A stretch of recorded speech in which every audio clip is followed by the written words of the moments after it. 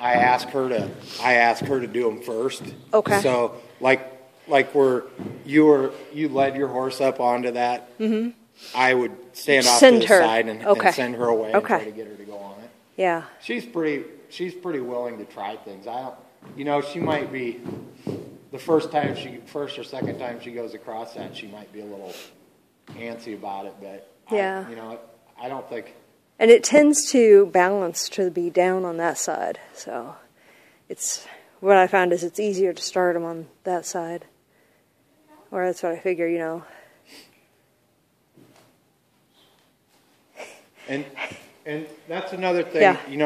I had her jumping over barrels and stuff, and one of the things that we do is like I have 55-gallon barrels, and I have them screwed together so they're too long, so they're like 6 foot and they long. don't just not roll apart. Yeah, and what I'll do is I'll put 2 sets of those out there, and I'll leave a gap between them about like that. Okay. And when I ask her to go to them, I'll drive her to it, and I don't care. At that point, I don't care what she decides to do, as long as she doesn't want to turn around and go away from them. Okay. So if she decides she wants to kick them open and go through that crack, I'm okay with that. Okay. If she decides right away she's going to step over them, I'm okay with that. Yeah. So to start out with, all I'm interested in is her staying interested in that project and not turning around and wanting to get away from it. Yeah. So that's when in the same way I do. I mean, that's the same way I started, when we loaded her down at your mom's. It was kind of a helter-skelter. She went in, but she was all nervous, and we had to use grain to get her in there. Well, that's what I started doing with the trailer is I would circle her behind the trailer, and the only shot she gets to stand and relax is if she stands right at the doorway and starts sniffing in the trailer. Yeah. And if you do that, I mean, usually a horse that's level-headed like her, I mean, it didn't take 15 minutes and she walks in and out of the trailer by herself. So that's great. So it's just, it's just something she's gonna. And in this situation, I'm gonna keep putting her in a position where she's either got to keep going around or, she's gonna make the decision to step up on it and then realize it's not nothing that's gonna jump up and bite her. Right now, I'm just waiting for her to sniff it. Yeah. And I was telling Misty when she brought her in here, she turned her around and she brought her up to them steps, that block. Yeah. And I said, I had some 16 by 16 blocks that were 6 foot long, and I had them stacked outside. And she was actually walking. I had her and 2 other horses there. Yeah. And they were walking over those. Yeah. And I said, and it was about that high in the center. And I said, holy, watch her. She might step up there on that thing. Yeah. Because she might try it. She just, it's just something, and she's not real sure what you want her to do. And the big thing with them, I mean, I'm sure you know as well as anything is, just stay relaxed. She's going to try about anything you ask her. Yeah. If she doesn't sense you getting nervous about it, she's not going to get too nervous about it. Yeah. She's not really afraid of it. Yeah. She's just unsure. Yeah, and I see that she's offering other things. Yeah. I'll go around it. I'll trip over it. I'll stand near it. Yeah. Yeah. Now that I think about what you said about her liking to trot, her mom's had a beautiful trot, and that's how he picked her out. The whole herd of about 10 or 15 bay mares. He said that one. Yeah. Because we saw the trot, You were asking me about her, if she rides level or downhill. Yeah. I mean, I think with my saddle on her, I think she looks pretty level. Yeah. I mean, I don't think she's, got a low front end by any means. So, I don't know. She's been awful comfortable to ride. That's great. I had 2 quarter horses there with her at the beginning of the month, and they were, the one was just a great big old lumbering thing, and just like, and he wasn't much fun to ride.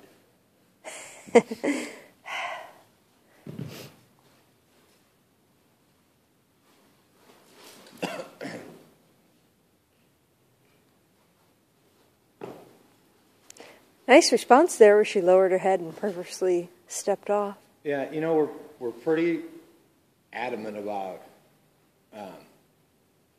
keeping her attention and getting her in the position that we want her in, because, you know, it's like I told Misty, there's nothing worse.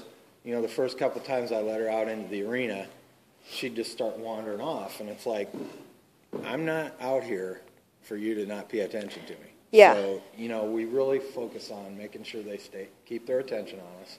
Yeah, and that's something I struggle with Gift. You know, I'd either call on him in class when I'm lunging him. As soon as the attention slips away, I make him change direction, you know. But well, and yeah. I tell people too, you know, and I'm a big advocate of even when you're trail riding, you got to give your horse something to think about, because there's a lot of horses out there, they'll stick their nose in another horse's butt and walk that way all day long and not think about a single thing. Yeah. And I'm still, I mean, we have a 13-year-old gelding at home that I still goof around with a lot on the trails, you know, circling him and having him stepping over stuff that everybody else goes around. Yeah. And it's just, those are just things that, you know, if you ever need your horse to do something, you got to practice it with them. Casually practice it, because if you get in a tight spot, then you'll know they'll do it.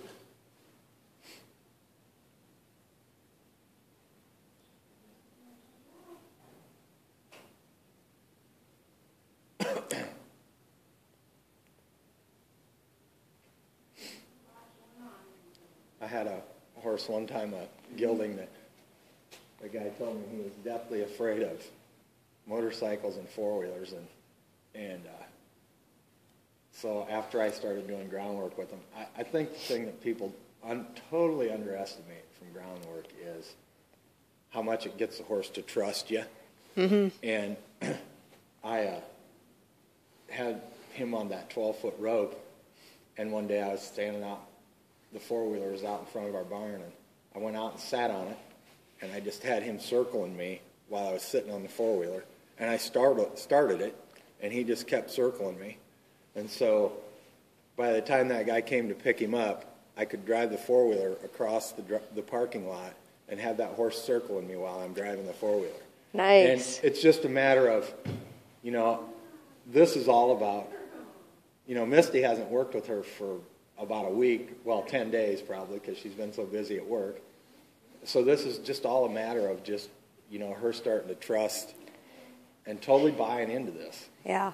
And I'm so glad you guys were able to come, because then, you know, she can trust you guys here, and hope, you know, you can start working on it's that. Really all about, you know, just taking your time. You know, it's like we have a sign on our barn at home. You know, if you take the, what's your thing say on the board? If you, The time it takes less time. yeah. Because, you know, you could have fought with her and, you know, put that up against the wall and forced her over it. Yeah. But it's not the same thing. You wouldn't have got the same result. No. That's what sometimes people don't realize. It's even like trailering, you know. Sometimes people just think, just get behind them and beat their ass. Well, first thing they think when they go to that trailer is they're going to get their ass beat. Yeah. With Diamond, he was the first horse that I ever couldn't load. He outsmarted me pretty good on that. So I learned a little Prairie. That didn't really work out for me, for him. And then I learned some John Lyons, and that worked great. So I spent a month in a round pen with him. And then made arrangements to borrow a trailer for some practice. And then the week while waiting for that trailer, I did all that leading and loading video in between every tree and fence and over into every puddle I could find. And then the day we got the trailer, you know, I got to where I could send him in from about 30 feet, and he'd stand in there for a couple minutes. And it was a really good experience for me to learn, you know, how much that paid off. We have a friend that his big thing is he gets them going in and out of the trailer so good. He'll sit on the fender of the trailer and send them off around him, and they'll go around the back of the trailer and climb in. And he's great. Still sitting on the fender outside. Oh, so, that's great. Listen, she does this at home, and I don't quite get this, but she'll come out here and she'll squirt like that. But in the stall, you never see anything like that. She has hard little bells, so yeah. I don't know if it's just her dad, when he would get nervous, that was the number one way he expressed it. we'd pull in at a show, and it'd be, the runs. So she must have similar digestion, but with her dad, the way, it was that, and then if he wasn't happy about something, you'd see his chin go flat, and that was, but he really wouldn't come out of his shell a lot at first, and wouldn't really tell you what he was thinking, other than he'd just flatten that chin, and that was the only sign he'd give you about anything. And once, I spent a year with him, he was so expressive, and he loved to be petted, and he'd tell you all about what he was thinking. He really. She get her nose dirty? You see how her response was like, "Here, I touched it." Yeah.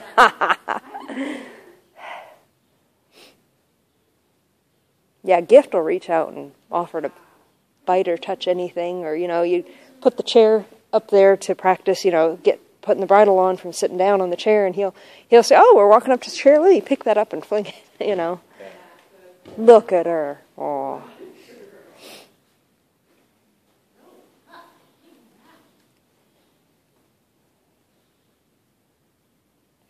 And, I was talking to you about, you asked me about mounting and dismounting from both sides. Yes. I'll tell you, you'll see as you work with her, you get 20 minutes or half an hour into it, and she just totally submisses. Mm-hmm. And so, those things, if you would try to get on or off her from her blind side, right when you start working with her, yeah, she might be pretty nervous about it. Yeah. But after you've spent 20 minutes working with her, and she just groundwork working her, or no, riding just her? Even riding her. Okay. She just gets so laid back and so submissive. Yeah. And so a lot of the things that you try, yeah, I'm a big thing about, I don't let them get away with denying me something and thinking they're going to get off the hook. So, okay, when you start working with her, the things that you do good, if you try to do something and she just refuses, and you start getting frustrating and you're like, screw this, I'm not going to get her to do this, then by all means make sure you go back to something that you can do well. Okay. So she doesn't start thinking in her mind, well, I pissed her off, now I don't have to do it. Okay. So make sure that you make her work, regardless of.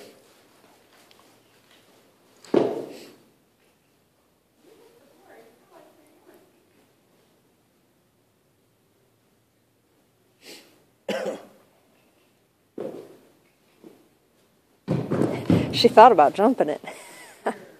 She, to tell you the truth, the first couple times she jumped the barrels, she looked pretty awkward. But once she jumped like a deer. She jumped up and down. Yeah. But once she got used to that, she was much better at it. Good girl. But we have a couple water crossings that I've been working with her on, and that's great. The biggest thing to when you come up with girl. something like that is just take your time and let her think about it the first few times, because she's going to make a good decision. I don't have any sense that she'll leap over anything for you. The plastic barrels that we use are like those white ones over there, and she'll get up against them, and when she goes to step over them, sometimes it's kind of clumsy because she'll hook her back leg on it or something, but she does it nice and controlled. And it's not, and she gets, and I don't think there's very many horses that can step over them without hooking them with their back legs, because they're pretty tall. But and this is what I was telling Misty. Sometimes when you start lunging her from the blind side, what you got to watch for is sometimes she'll go out to the end of the rope, but sometimes she's not sure where you're at.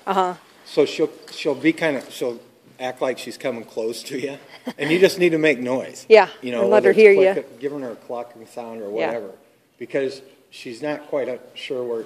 Especially like where Misty's kind of behind her shoulder now. She's not really sure where she's at. And she does, when you start, for the first half an hour or so, she'll try to get going back the other direction, because that's easier for her. She can see better.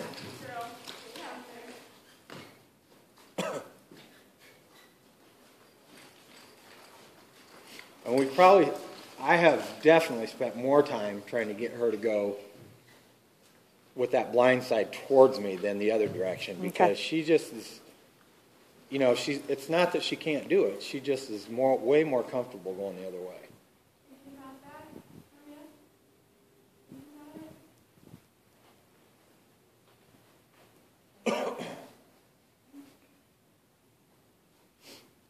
Oh, what a good response.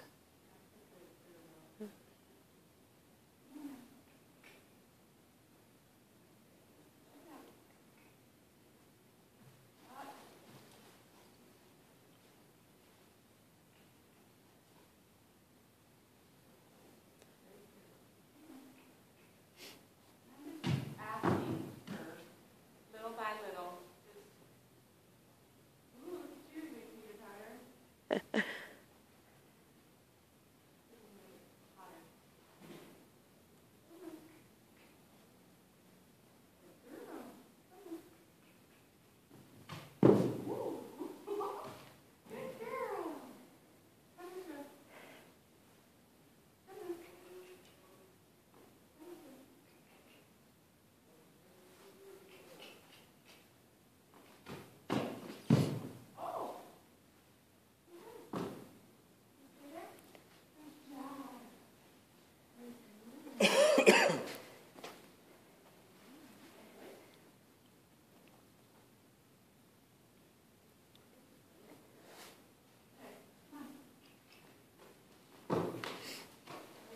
And Yeah. I mean,